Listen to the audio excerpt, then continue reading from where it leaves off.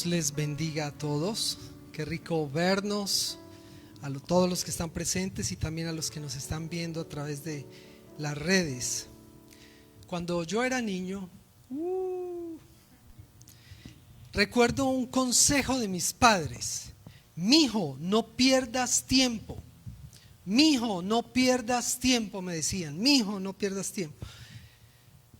Y estoy pensando y tratando de recordar el contexto de ese consejo, es decir, por qué me lo decían, en qué momento me lo decían, qué era lo que estaban viendo en mí para que me dijeran: mijo, no pierda tiempo, mijo, no pierdas tiempo. Pues seguramente en algunas ocasiones me delegaron un oficio y no lo estaba haciendo, entonces ellos me decían: no pierdas tiempo. Quizás en otro momento sabían que yo tenía unas tareas escolares y yo estaba tal vez distraído y ellos me decían: mijo, no pierdas tiempo. Quizás en otro momento estaba abusando del descanso, abusando de la televisión. En esa época no había internet, solo televisión, revistas, abusando de ciertos hobbies que ellos me decían: no abuses, no pierdas tiempo. Y yo creo que ese es el consejo que se reitera hoy en la palabra. Dios Padre diciéndonos: mijo, no pierdas tiempo, no pierdas el tiempo. Para finalizar nuestra temática de la mayordomía, quiero hablarles de el tiempo, la mayordomía del tiempo, específicamente consejos para aprovechar mejor el tiempo. Acompáñenme por favor a la carta de Pablo a los Efesios, capítulo 5, versos 15 al 17. Efesios, capítulo 5, versos 15 al 17.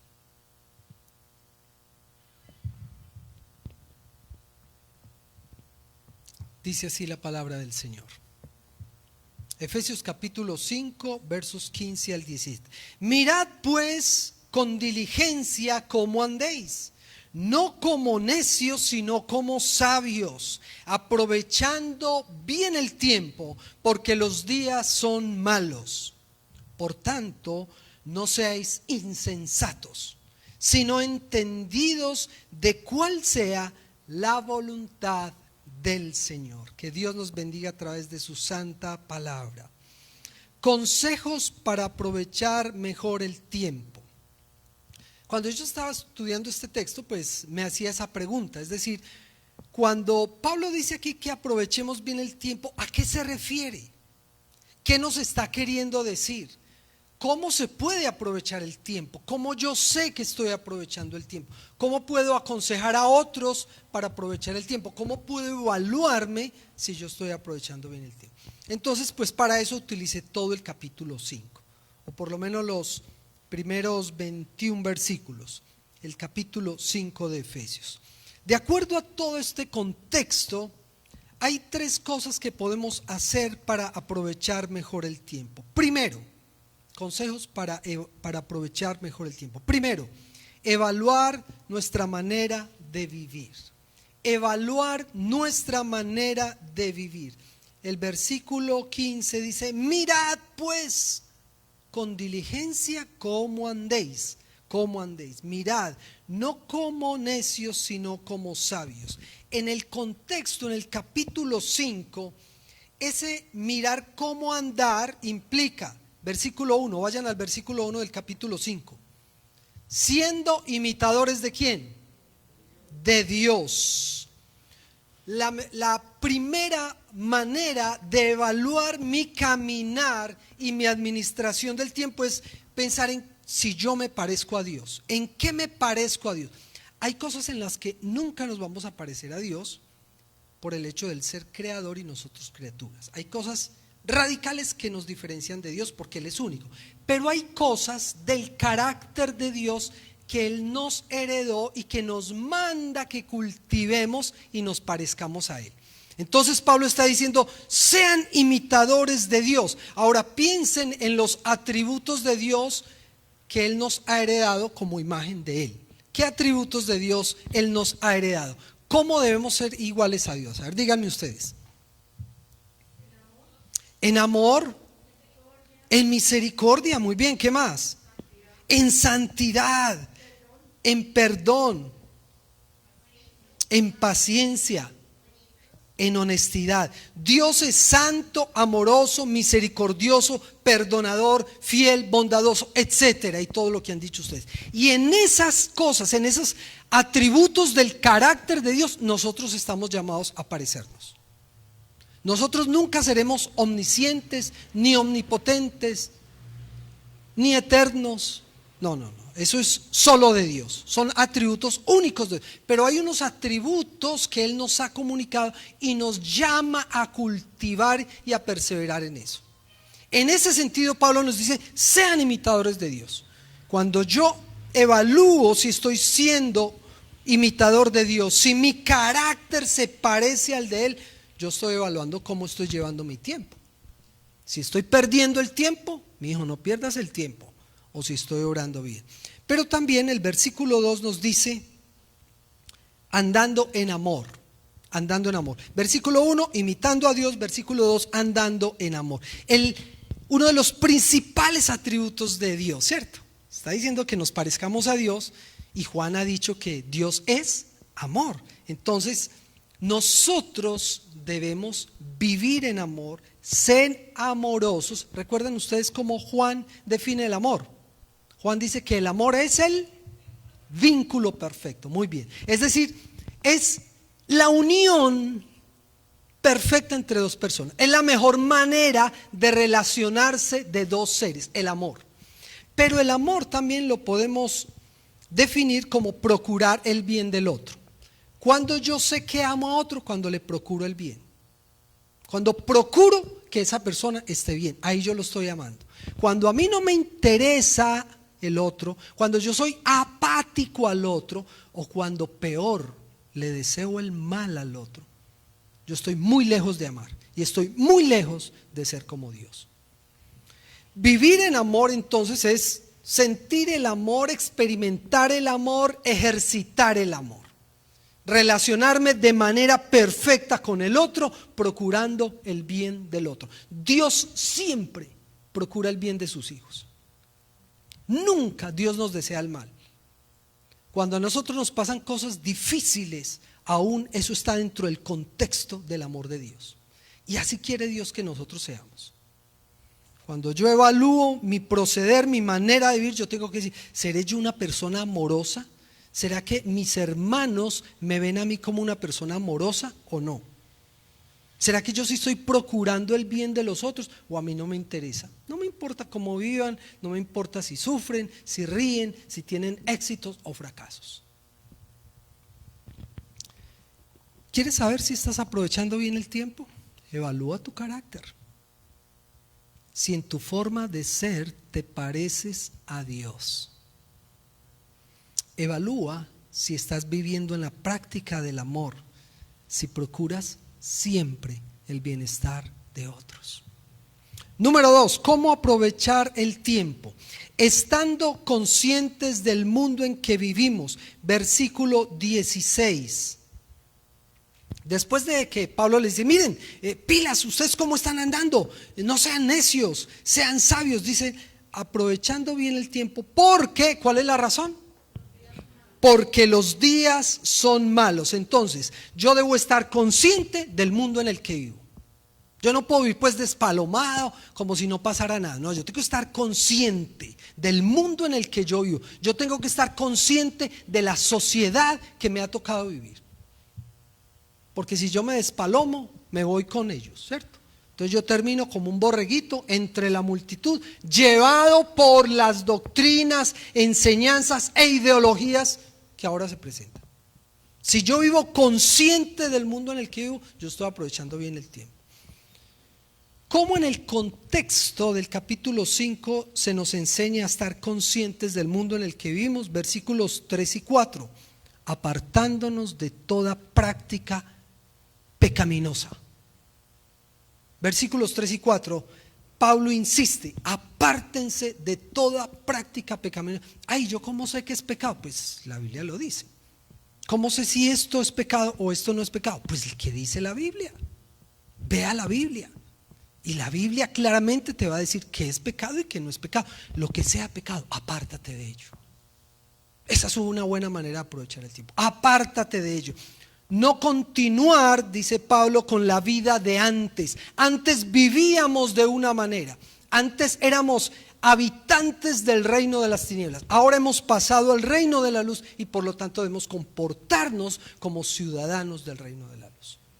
Apartarnos de esa vida, apartarnos de lo que ofende a Dios. Pero en el versículo 6 nos da otra clave de cómo estar conscientes del mundo en el que vivimos, no dejándonos engañar por filosofías mundanas.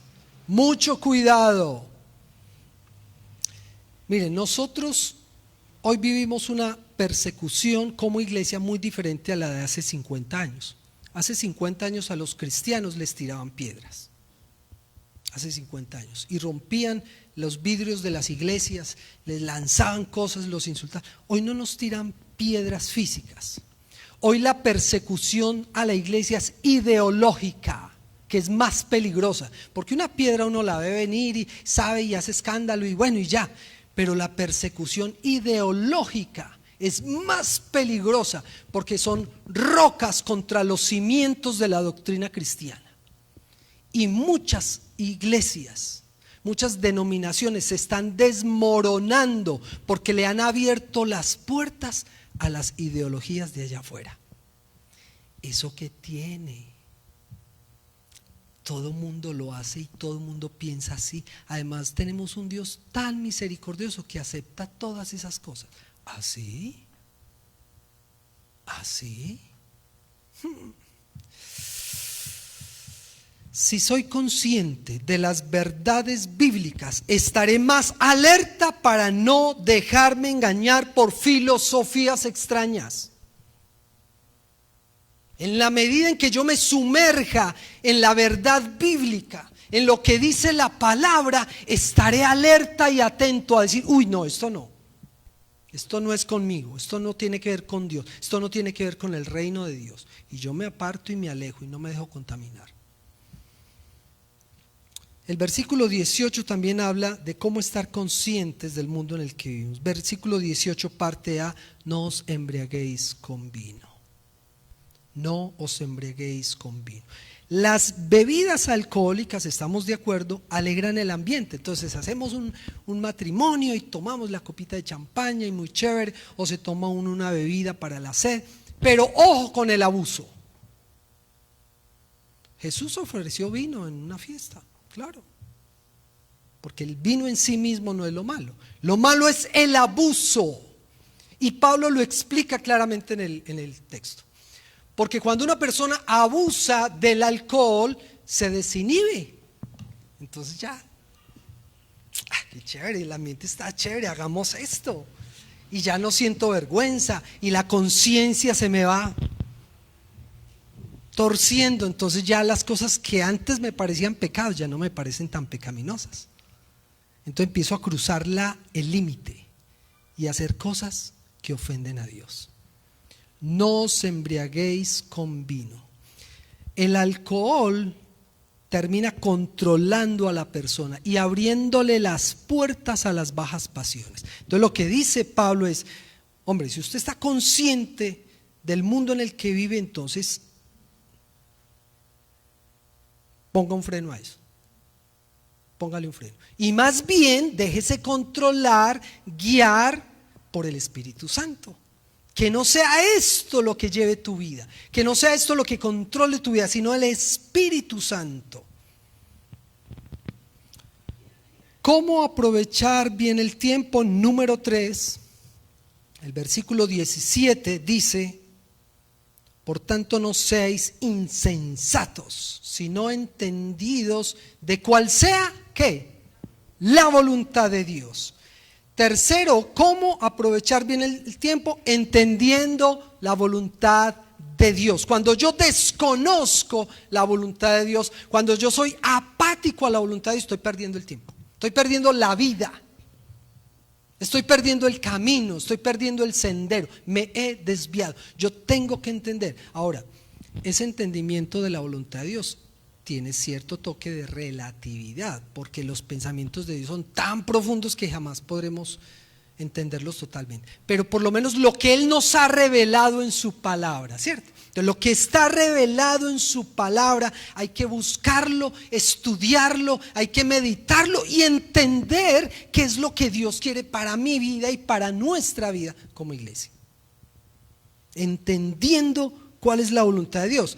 Y ya Pablo en este capítulo ha dicho cuál es la voluntad de Dios para nosotros.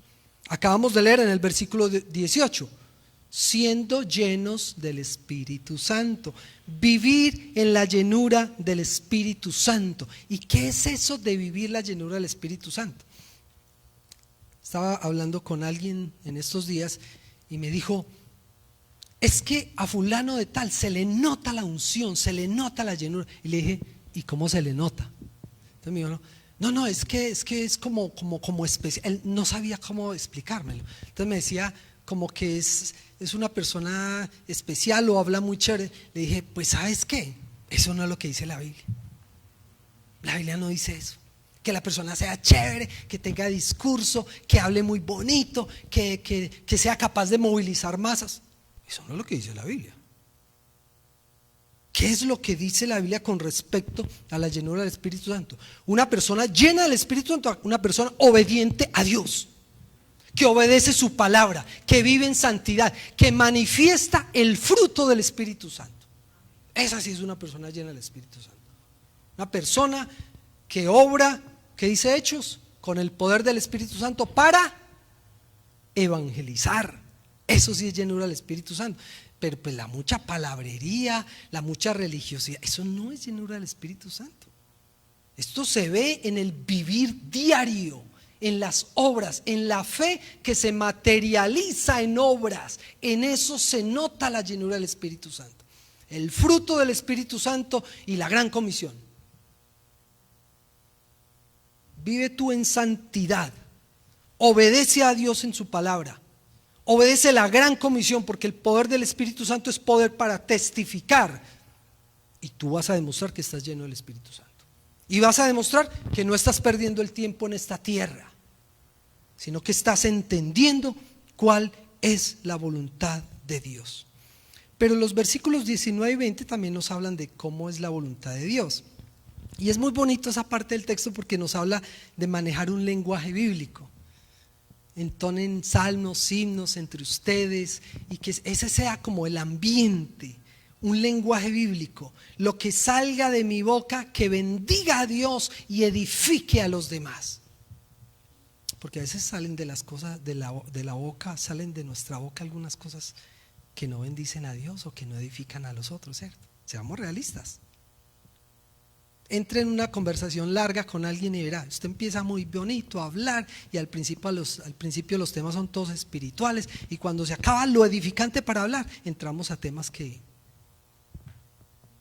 a rajar de otros, a criticar, largas conversaciones. Eso termina hablando más de lo que debería hablar. Eso es lo que en términos generales uno puede notar. Aquí está hablando del uso de todo un lenguaje y todo un ambiente bíblico de bendición a Dios y de edificación a los creyentes. Recuerdo a mis papás diciéndome: mijo, no pierda el tiempo. Yo no sé si a ustedes les dieron ese consejo, esa exhortación, ese llamado de atención. A mí me lo hicieron muchas veces y todavía me acuerdo y me retumba en la mente: mijo, no pierda el tiempo. Y creo que ese es un mensaje que venía de arriba. Yo creo que hoy Dios Padre nos está diciendo lo mismo: mijitos, no pierdan el tiempo, porque estos tiempos son malos y peligrosos. No pierdan el tiempo. Quien pierde el tiempo pierde la vida. Quien pierde el tiempo pierde la vida. Algunas ideas de cómo aprovechar el tiempo. Crea tiempo para pasarlo con Dios. Decir no tengo tiempo es usar un lenguaje eludiendo la responsabilidad. La palabra de Dios es clara: hay tiempo disponible. El tiempo no se encuentra, el tiempo tú lo sacas. Uno termina sacando el tiempo para las cosas que le parecen más importantes. Pon en orden tus cosas. Tengamos claro cuáles son las prioridades a la luz de la Escritura. Dios es lo primero. Atención, que esto no sea confundido con prácticas litúrgicas. A veces creemos que las prácticas litúrgicas son iguales a Dios. No, las prácticas litúrgicas, las disciplinas espirituales son un medio para glorificar a Dios, pero no son el fin en sí mismas. Después de Dios, nuestra familia, y después de la familia, el trabajo. No creas que la mayordomía del tiempo tiene que ver con las horas que dedicamos a actividades religiosas o litúrgicas. Tiene que ver, pero no es lo mismo. Tiene mucho que ver, pero no es lo mismo. Acercarse a Dios, amar a Dios y dedicarle tiempo a Dios es fundamental para nuestra vida, para entender su voluntad, para obedecer su voluntad, siendo colaboradores suyos en la restauración y formación del carácter de Cristo en nuestras vidas. Y un último consejo: usa de manera correcta el día de reposo, el tiempo que le dedicamos a Dios. El objeto básico y fundamental del día de reposo, del día que le entregamos al Señor, no es invertirlo en muchas actividades religiosas, sino más bien en utilizarlo para reenfocarnos en Dios, en evaluar cómo estamos llevando esta vida para Dios, si estamos perdiendo o no el tiempo. Dios a todos nos da 7 días y nos da el privilegio de uno dedicárselo a Él, de parar, evaluar, de alabarle, de descansar y dedicar tiempo a otras cosas muy importantes que entre semana no podemos. Como dirían mis papás: mijitos, aprovechen bien el tiempo, no pierdan el tiempo, porque estos días son duros y muy malos. Terminemos orando, hermanos.